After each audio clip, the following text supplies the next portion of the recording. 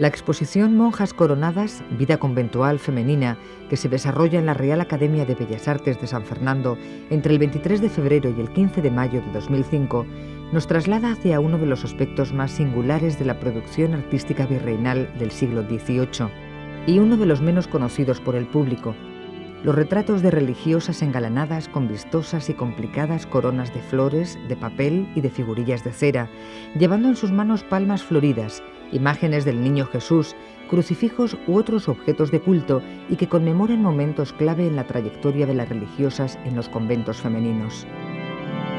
En medio de este rígido y sofocante decorado suele emerger un rostro adolescente de intensa mirada. Las obras denotan una desbordante afición por lo fastuoso, elemento propio de la sensibilidad barroca del siglo XVIII. Se trata de una iconografía extraña, no ignorada, pero extraña en España, y que tiene un gran desarrollo en Nueva España, en México, en Perú y en Colombia. Representa concretamente el momento en que las monjas, especialmente las de las altas familias, ingresaban en los conventos, el día que profesaban y aceptaban los votos. Entraban ya en ese convento para siempre y se les mandaba hacer, por lo regular, estos retratos que vemos aquí. Por otra parte, no son solamente los únicos que recibían, sino que a veces a los 25 años o a los 50 de haber entrado en el convento, pues solían tener algún otro retrato, algunas, y también como algunas pinturas de la exposición cuando morían. Los retratos de monjas coronadas alcanzaron su esplendor artístico en la Nueva España, pero esta tradición también se desarrolló con asiduidad en los virreinatos del Perú y de Nueva Granada.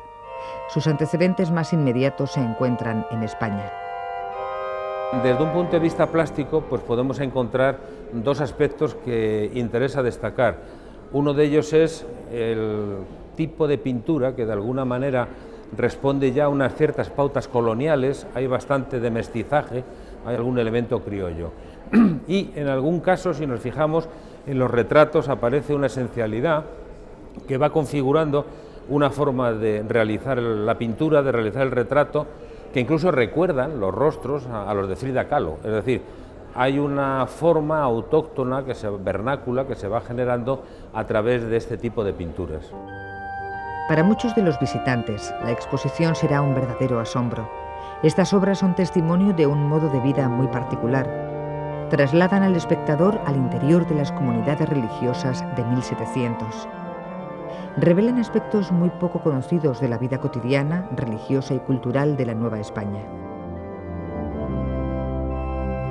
El interés que despierta el estudio de la vida conventual femenina del período virreinal se enmarca en los estudios de género y en las investigaciones en torno a la cotidianidad.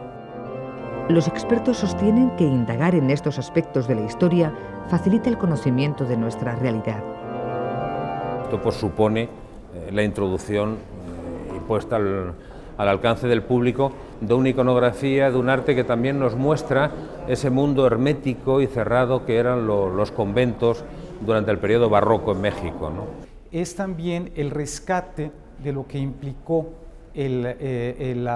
estos retratos, que no nada más retrataban evidentemente a las monjas en sus distintas facetas, ¿no? Las monjas profesas, o al morir, o cuando habían eventos especiales que se tenían, como alguna priora o vicaria muy ejemplar que también se retrataba.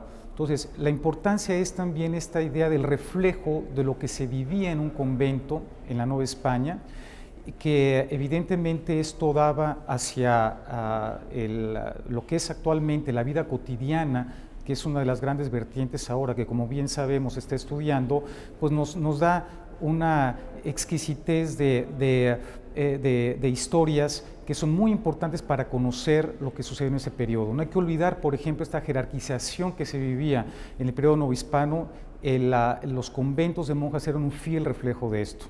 Sin perjuicio de que ellas llevasen una vida realmente religiosa, es decir, pues con sus oraciones y demás, no por ello carecían de todo, sino que en la mayor parte de los casos pues estaban atendidas por criadas e incluso esclavas. No olvidemos que con con un tono muy humano, pero seguía existiendo la costumbre de tener esclavos en las familias, es decir, de la propiedad de la familia, que a menudo seguían a sus jóvenes amas al convento, y luego había señoras viudas que no profesaban, que no tomaban los hábitos, pero que vivían en el convento también, y había en algunos casos niñas, porque algunas de estas órdenes se dedicaron a la enseñanza.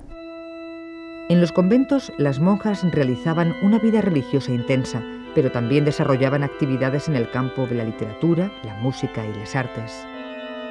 Las ricas bibliotecas de los conventos brindaron a las mujeres la posibilidad de leer y estudiar. Este era uno de los atractivos para que muchas mujeres desearan sumarse a la vida conventual. Esa cultura fue expresada en las obras que escribieron como cronistas, biógrafas, poetas, místicas y teólogas. Junto a la figura singular de Sor Juana Inés de la Cruz, hubo otras grandes escritoras en muchos de los conventos femeninos. La música tuvo un gran desarrollo, pues era parte importante de la liturgia. La importancia era tal que a las jóvenes que poseían conocimientos musicales se las eximía del pago de la dote, obligatorio para todas las demás. En los conventos hubo monjas violinistas, arpistas, flautistas, organistas, clavicordistas y compositoras. En algunos casos, las pericias de las ejecutantes eran tan valoradas que a sus interpretaciones en las iglesias acudían obispos y virreyes como si fueran conciertos. La importancia también se puede reflejar a nivel económico. No hay que olvidar que, por ejemplo, en el siglo XVIII, el poder económico que tenían las monjas a través de las dotes llegaba a tener una fuerza importantísima en el desarrollo económico vía los préstamos que las propias monjas realizaban para diversas actividades económicas. La importancia también del rescate de una literatura que ahora cada vez se está descubriendo más, ¿no? Que es evidentemente, que me parece que es muy importante revisarla. Uno de los momentos fundamentales en el que eran retratadas las monjas coronadas era en ocasión de la profesión. Una ceremonia de gran solemnidad en la que las novicias tomaban de manera definitiva los votos de pobreza, obediencia, castidad y clausura. La coronación simbolizaba el casamiento místico con Jesús.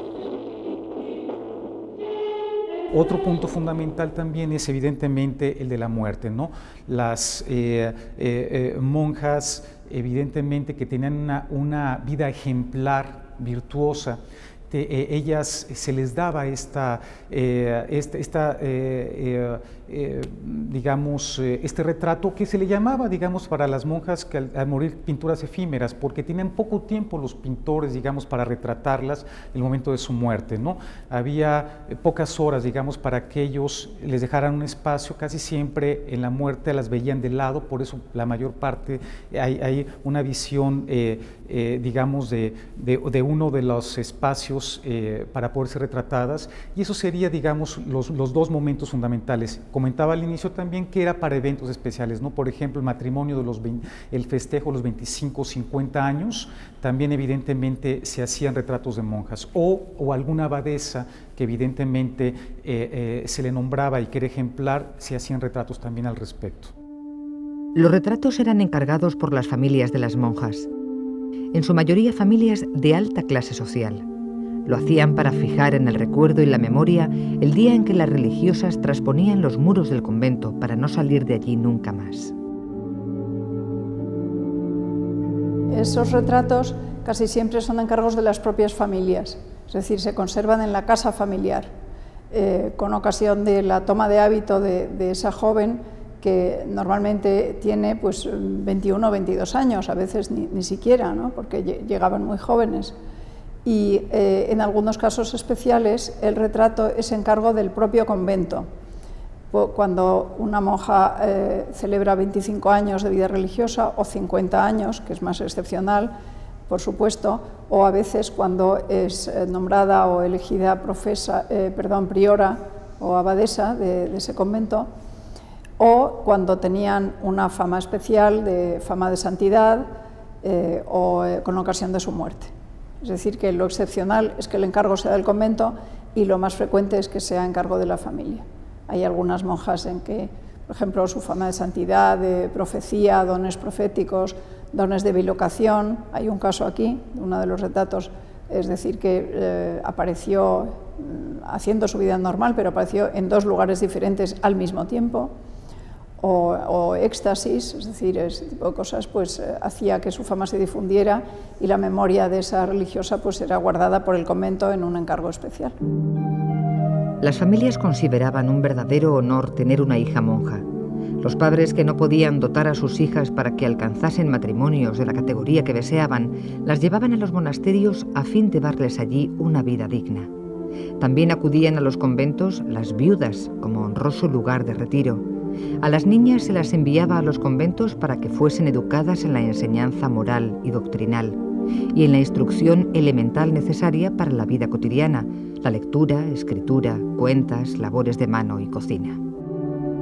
Normalmente las monjas coronadas sí que eran miembros de las altas clases sociales.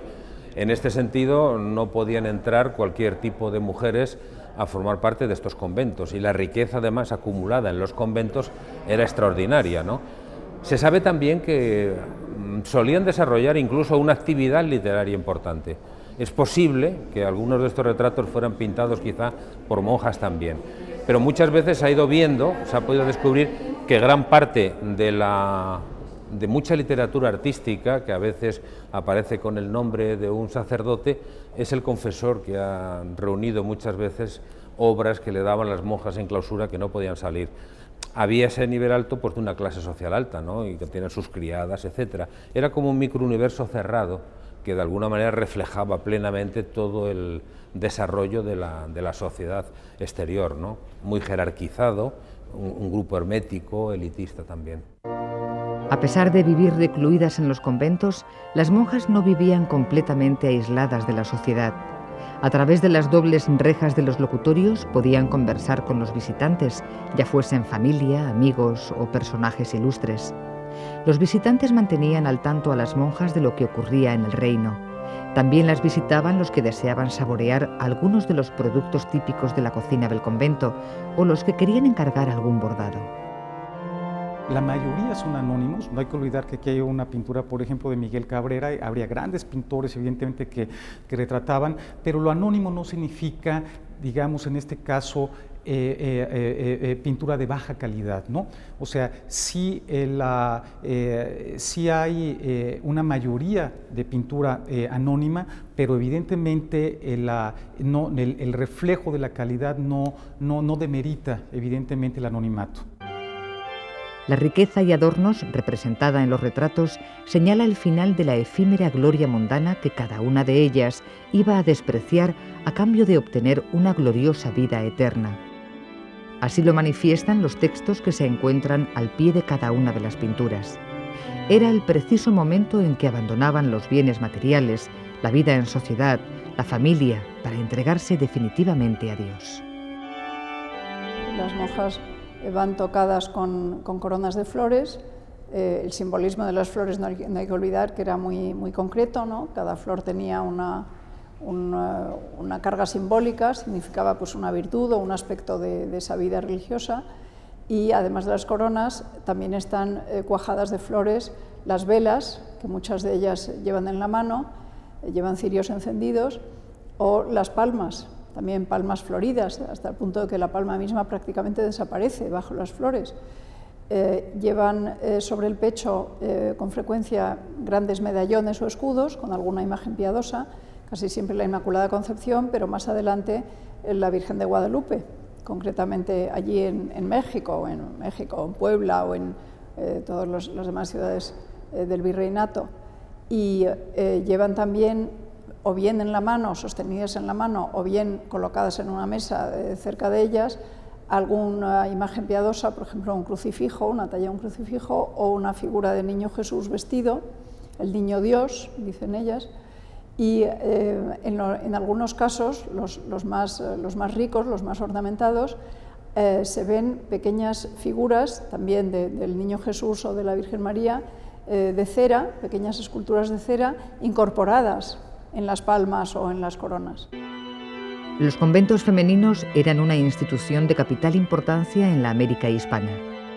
Prueba de ello es la gran cantidad de instituciones conventuales que se desarrollaron en las principales ciudades de los distintos virreinatos. En la Nueva España hubo 57 conventos de monjas, ¿no? En la propia Ciudad de México se establecieron 22, cada siglo tenía 11, el siglo XVI, 9, el siglo XVII, 7, el XVIII, y fue una gran, pues un gran momento, ¿no?, que realmente tuvimos, ¿no?, en todo lo que es la edificación, que sobre todo se da en el barroco, en las ciudades importantes, ¿no? No hay que olvidar que la mayor parte de los conventos se dan en las ciudades, en México, en Guadalajara, en Puebla, en Oaxaca fundamentalmente. El acto en el que la religiosa tomaba sus votos tenía lugar en el marco de un gran ceremonial creado para conmover a los asistentes. Esta sensación se creaba a través de la utilización de la luz, del color de las pinturas, del dorado de los retablos y esculturas, de la música, de la palabra del predicador y de los aromas del incienso y de las flores. La ceremonia comenzaba con una exaltación de la vida religiosa como forma de alcanzar la gloria eterna.